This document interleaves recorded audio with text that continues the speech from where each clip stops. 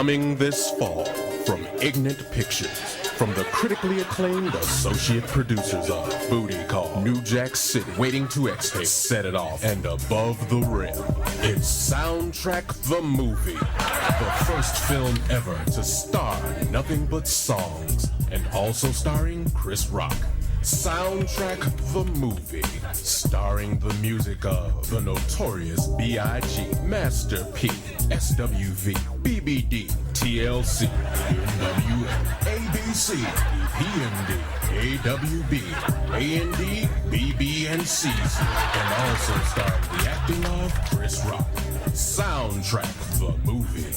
Watch Chris get thrown out to the sounds of You Need Me, the Gap Band. Watch Chris beg his way back in to the sounds of Yvette Michelle.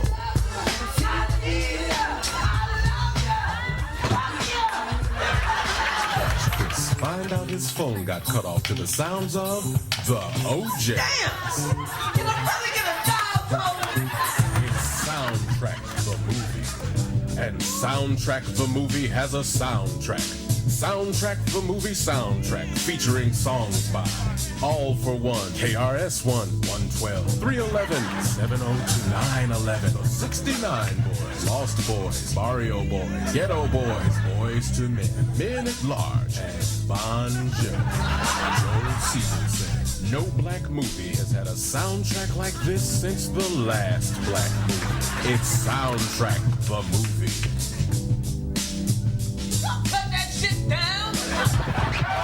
It's Soundtrack the Movie. Soundtrack the Movie soundtrack now available on Ignite Records and Tapes. From New York City, it's the Chris Rock Show.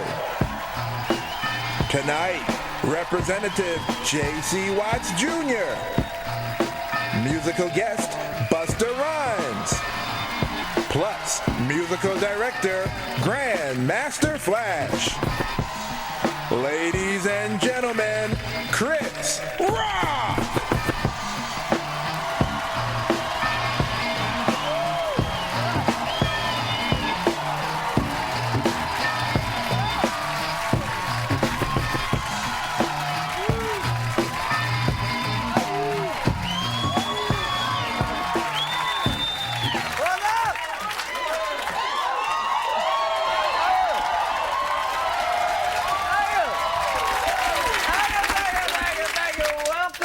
To the show.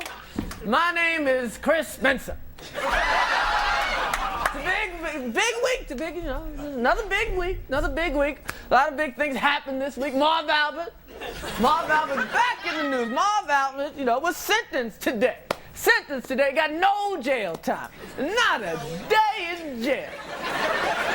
OJ was acquitted, spent a year in jail. Not a day in jail. I think the judge had a real hard time giving the man a punishment. I mean, how do you punish a man who likes a good beating? What do you do? Now, before Marv was sentenced, he threw himself at the mercy of the court, and he asked the judge, wherever you send me to jail, can I please have conjugal visits with my hair?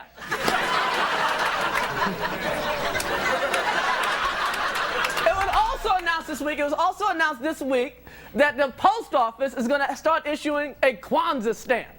A Kwanzaa stamp, yeah. It's going to be, yeah. That's right. It's going to be the first stamp that you can buy on layaway. That's right. I put 4 cents today, and then 9 cents every other month. That's right. Now, tomorrow is the Million Woman March, right? The Million Woman March. The Million Woman March. Okay, calm down. It's like a damn spinoff. That's right. Tomorrow in Philly, and keynote speakers plan to give speeches on topics such as female empowerment, positive black role models, and Denzel's ass. Now, I'm not sure the whole Million Woman March, is going to work, because, one of one of the themes of the march is returning to African values. That's right, the black woman returning to African values. Say, I don't care what you say, black women are not going to give up their hair relaxer. They're like, hey, what's my touch-up got to do with the community? Touch-up ain't hurting nobody. Now, women who are attending say that it's going to be a good day to reflect on family values. Well, men who are not attending say it's going to be a good day to watch porno. That's right. You know, you cut the volume up. Had to be in the next room. Honey, what's that? Oh, somebody getting killed. Now, the Million Man March was sponsored by the Nation of Islam. The Million Woman March is being sponsored by Lady Foot Locker.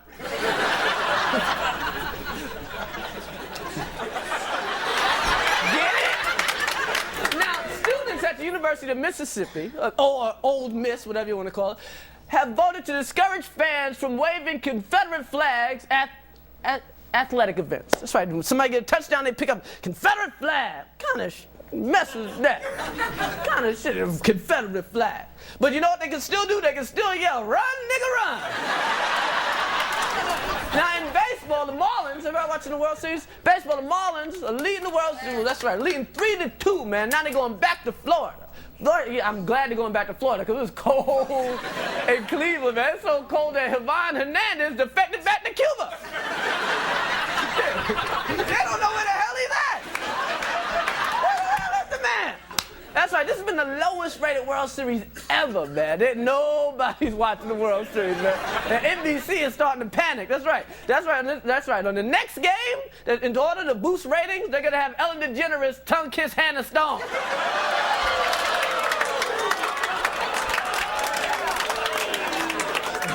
I can't wait to see that. And finally this week, Jim, the old woman over a balcony Brown, said that he thinks that O.J. killed his wife Nicole and that O.J. only thinks about himself. Now, when asked to comment, O.J. said, you know what? I think about all other people all the time. Matter of fact, right now, I'm thinking about killing Jim Brown. Yo, we got a great show tonight. Yo, we got Republican Congressman J.C. Watts in the house. We got Buster Rhymes in the house. And I want you to give it up for the one, the only Grandmaster Flash.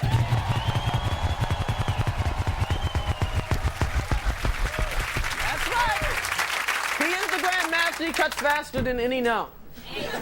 Okay, now there's a new reality-based show coming to HBO this fall. It's one of my favorite shows. I can't wait for y'all to watch it. It's called No One Called 911. Here's a segment. Please take a look. You could be a victim of an accident at any moment of your life. Suddenly, your life will depend on these professionals. At a moment's notice, they will be by your side unless no one calls 911. 101 Canton 23, thanks. 9:35 a.m. Richard Brooks is returning to his Freeport home from the grocery store when suddenly he feels a sharp pain in his chest. It felt like I was hitting the chest with a sledgehammer. I've never felt pain like that before. 9:45 a.m. Paramedics at Freeport headquarters are on a break. It was a quiet morning. We were hanging out, drinking coffee. 9:43. Brooks is suffering a full-blown heart attack. He was facing certain death unless someone helped him. It felt horrible. I was absolutely sure that I was going to die. 9:48. Gladys Watson walks past the spot where Richard Brooks is fighting for his life. If she calls 911 in the next 2 minutes, he has a chance. Unfortunately, Gladys walks right by, not noticing Brooks. I was distracted because I was thinking about something my husband said. He said that I couldn't cook like his mama. I said, why don't you take your ass over to your mama's house and eat dinner? Huh? What, I look like Betty Crocker? Emergency operator Nancy Gaines, who does not receive a call from Gladys, reads a trashy novel and does not dispatch paramedics Schaefer, Berg, and Goldreyer, who don't arrive on the scene because no one has called 911. Instead, they play poker. We were playing in 7th at Chicago, and I had the 3 from the jump, so I was raising like hell with every card. Then Bird pulls out the 2, and I said, shit! I lost $30 on one hand. This motherfucker got all my money. Heart specialist Zachary Heyman is a leader in his field. Had he been consulted, he would have brought Brooks back from the brink and saved his life. But since no one has called 911, he is going to the men's room to masturbate with a pornographic magazine. There's this one photograph of a woman. She has these shorts on with no top, and it's my favorite. 10:15 a.m. Brooks has lost all feeling in his extremities. Most of his major arteries are permanently damaged. At least I couldn't feel the pain, but I was acutely aware that my life was over, which is terrifying, let alone the terrible feeling of being neglected by the world, left there to die alone. And that's when those fellas showed up. Gang members Johnson, Sloan, and Green arrive on the scene. They immediately recognize Brooks' symptoms, knowing he was at death's door. They rob him because no one has called 911. My brother only had $3 in his wallet. $3 in his wallet. That was bullshit. You know that was bullshit. Having plenty of time with their victim, due to no one calling 911, they shave Brooks' head. 10:30 a.m. 80-year-old Joseph Laxell finds Richard Brooks, but he too has a heart attack. Meanwhile, at Freeport headquarters, paramedic Jeff Schaefer's shift is ending.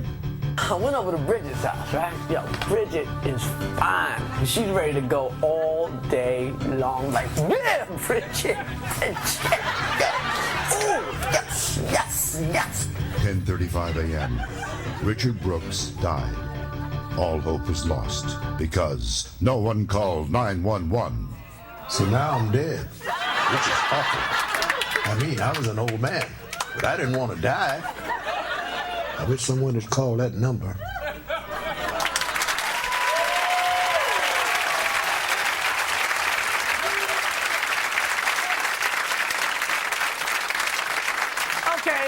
Tonight's the start of the political shows. We got the Republicans and the Democrats, okay? So tonight we're going to start with the Republicans. Tonight, my first guest is the only black Republican in Congress right now. Please welcome from Oklahoma, Representative J.C. Watts, Jr. Thank you.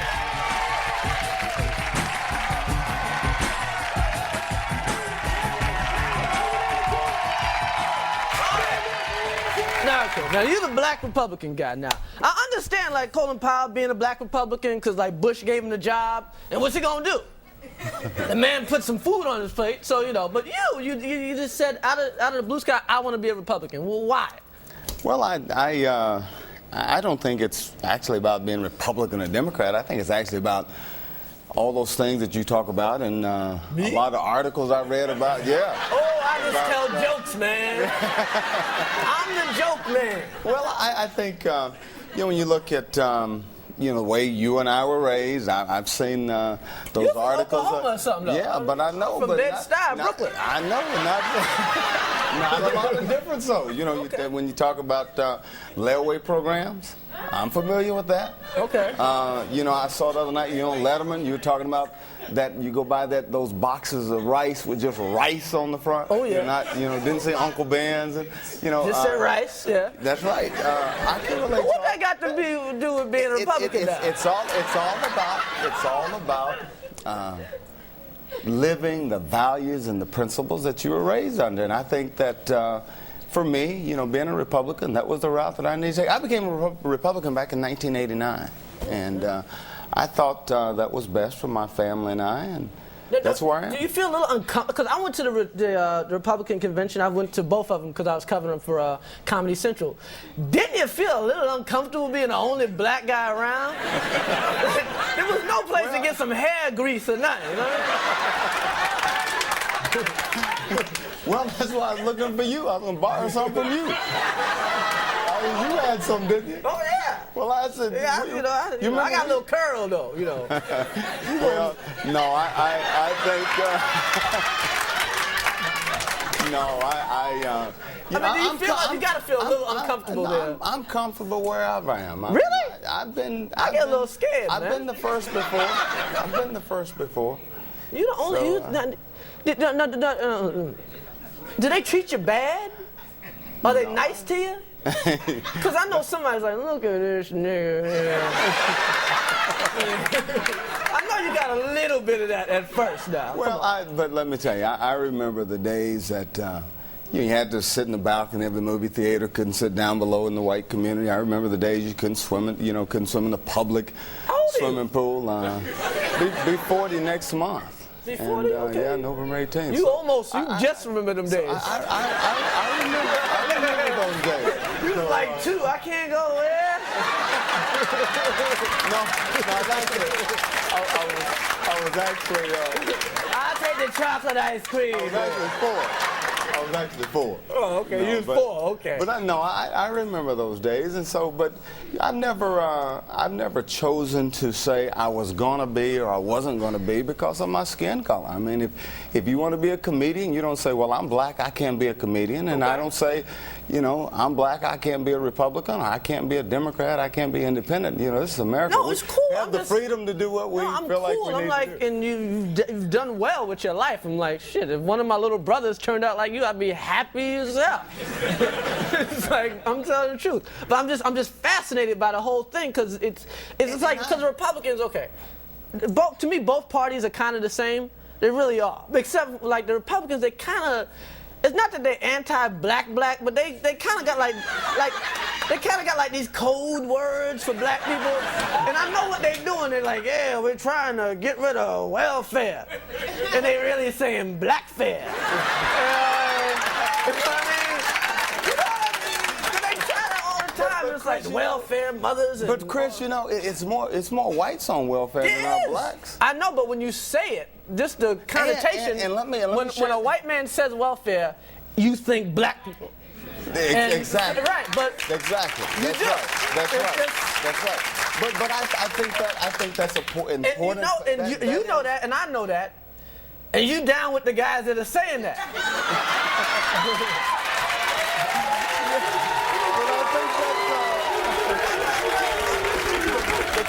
But let me ask you. Have you ever pulled one of them over to the side like, hey, man, what's up with that, man?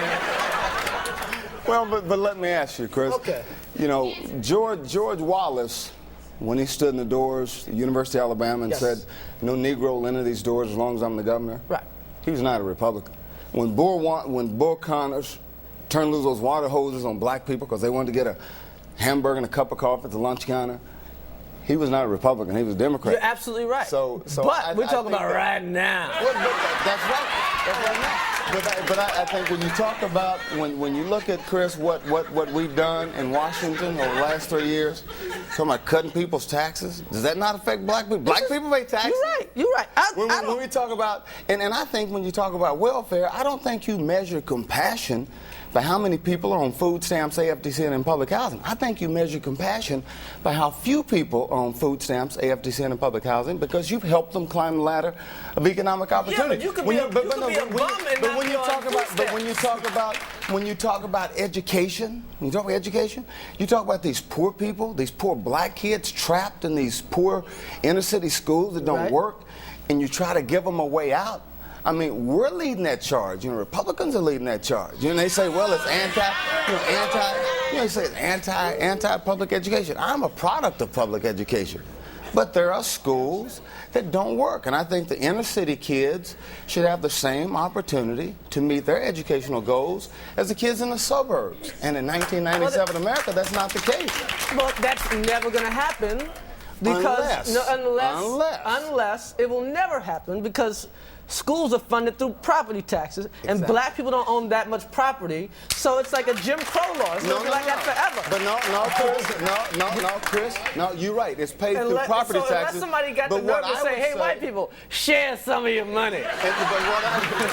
What I would say, though, is... If you're not going to say share the money, you ain't saying nothing. That's what I'm saying. That's right. And that's exactly what I'm saying. That's exactly what I'm saying. I've got legislation legislation on the table right now that says just because you're poor doesn't mean that you should not be able to put your kids in schools that work. And that's the way it is today. If you're poor, if you want to take your kid out and put them in a private school, that poor parent said, I can't afford it. So I say we need to take some of those government dollars, create scholarships for those poor parents to send their kids to private school. That's not gonna work. Well, why not? No, because it's just a slick way, man. Let me ask you this. The real way is if you Let me fund schools by how many children are in the schools. That's right. If it's 100 kids in this school and 100 kids in that school, then that's how much money you get. Right, but that's why they won't let those poor kids out of the bad schools, because they say if we let this poor child go to this school, we're going to lose the money. And I say you send the money wherever that kid wants to go to school. Okay. That's the issue. Okay. It's not about how many kids and that's the big problem. They don't send the money where the kids go, where the kids would want to go to if they want to go to a good school, a school that works.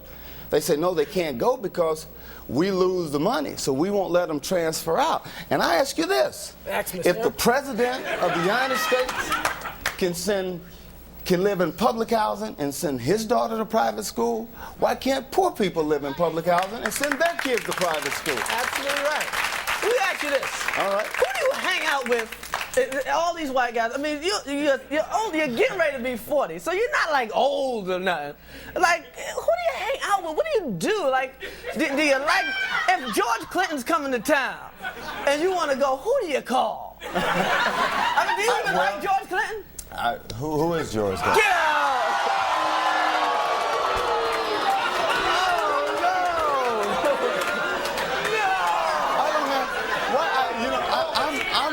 I'm married and got 5 kids. I can go out with my wife and kids. I don't need to be. What do you do?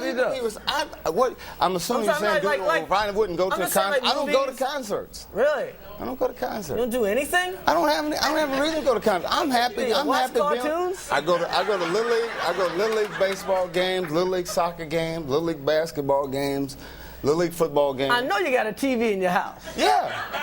What do you watch? Watch the Dallas Cowboys on Sunday afternoons. Go to Bible study on Sunday morning. Okay. Saturday nights, I'll go to a movie with my wife, or I'm speaking somewhere around the country. Okay. You know, I don't watch a lot of TV. I've got a TV. I don't watch a lot of TV. What did you do when you was a sinner? I watched the Chris Rock show.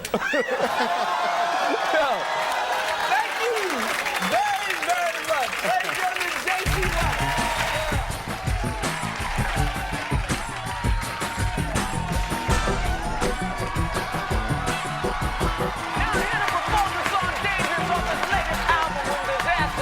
Give it up for Yo, everybody get out your seats. Get up, put out your seat, everybody. Get up out your seat, everybody, Get out your seat, everybody, Get up out your seat, everybody, Get out your seat, everybody, Come on. What? But why to all of my people who don't care? Floss like a bunch of young black millionaires. Thinking you run me in my dirt, stacking my ones. Scores so they don't invest up in the mutual funds. Blowing the horn, that's just the very day I was born. Never dream I see a nigga land, saving the lawn. Dangerous, my nigga should be accurate. Have to get my flow be so immaculate. Hey yo, watching my dough, sipping my bowl. Sipping this slow, the pretty bitches saying hello. Anyway, go have a display. Oriole, little honey dip whipping a little cabriolet. I don't mean to hold you up, but I got something to say. So they only give you hot shit every day. Afraid of us, you know this ain't a game to us. You strange to us, that's why we getting dangerous. This is serious. We could make you delirious. You should have a healthy fear of us, cause too much of us is dangerous. So dangerous, we so dangerous. My football squad is dangerous. So dangerous, we so dangerous. My whole entire unit is dangerous.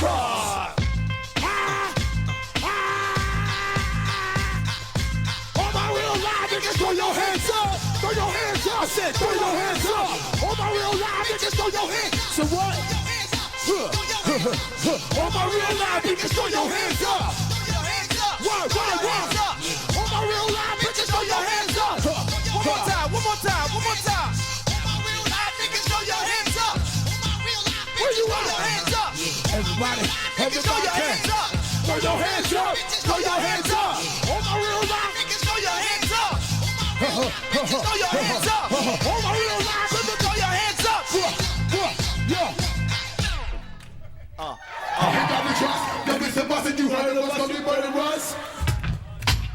Ain't got the trust. Yo, it's a bus and you heard of us, gonna be murderers. A lot of niggas just want to bring the next serious. What? Me and my unit doing it so mysterious. Serious. All of my niggas are serious. Shook up that you walking around fearing us. What? Rap, baby, like you don't wanna be hearing us. Gotta listen to our radio. Be playing us. What? 30 times a day, she to make you delirious. Damaging everything all up in the areas. It's funny how all the niggas be always serving us. All up in between their ass, wanna carry us. It's a good thing I hit them off with the alias. Various chickens that wanna marry us. Yo, it's flip mode. Stupid, you know we bout to bust. The label preparing us, what? Like the dust, instead of you making a fuss, what? People know better cause there ain't no paying us. Matter us, yes, you know better, we fabulous. If my people off with the flow that they marvelous. Oh shit, my whole thing victorious. Taking no prisoners with us, we say they warriors. When I feel it, then I know you be feeling so glorious. Then I piss them up and then some of my niggas notorious. Really wanna party with me? Let me see is what you got for me. Put all your hands where my eyes can see. Straight buck wildin' in a place to be. If you really wanna party with me, let me see is what you got for me. Put all your hands where my eyes can see. Straight buck wildin' in a place to be. If you really wanna party with me, ha ha ha ha ha ha. Yo, say flip mode squad, come on. Yo, say flip mode squad, come on. Flip mode, say flip mode, say flip mode. And you know it, baby. You know it, baby. Yo, that's our show for tonight. Thank our guest JC Watts and Busta Rhymes. We'll see you next week. Yo, Flash, take us out.